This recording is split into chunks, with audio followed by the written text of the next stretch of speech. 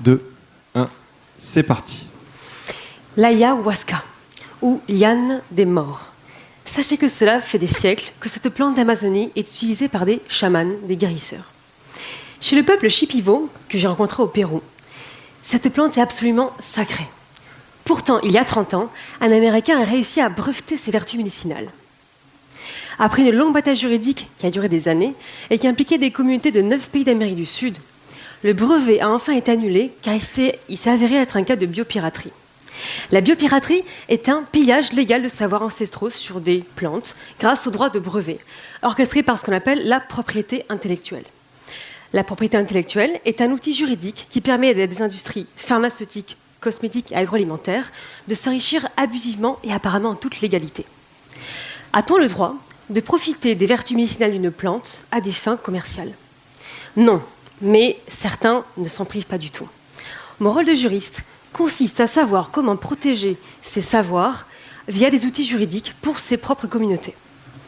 Alors, j'ai commencé par appliquer cette propriété intellectuelle en faveur de ces communautés. Mais d'un point de vue juridique, ça ne tient pas la route.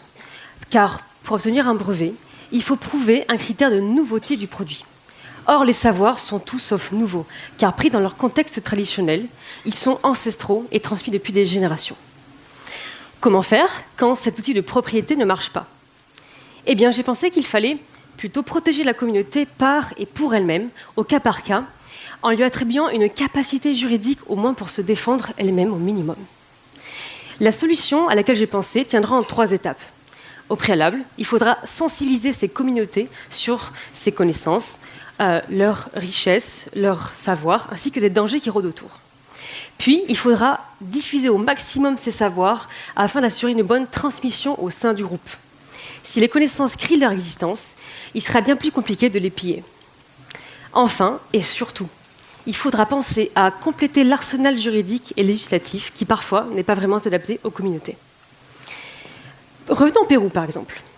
Dans sa constitution, il reconnaît les autorités locales au sein des groupes, ainsi qu'un droit coutumier, donc un droit qui est fondé sur des traditions. En 2001, il a même promulgué une loi qui régule l'accès à ces ressources génétiques de son territoire. Malgré les textes, le pillage est toujours d'actualité. Les communautés demandent encore une protection de leur savoir face au monde qui n'est pas le sien. Alors, derrière tous ces travaux, toute cette thèse, apparaît une question fondamentale. Le droit peut-il préserver une culture tout entière? Dans un monde assez cupide, si la lettre, les textes ne le permettent pas, il faudra alors suivre l'esprit du droit, qui consiste à protéger l'être humain dans sa richesse et dans sa diversité. Merci, bravo Olivia.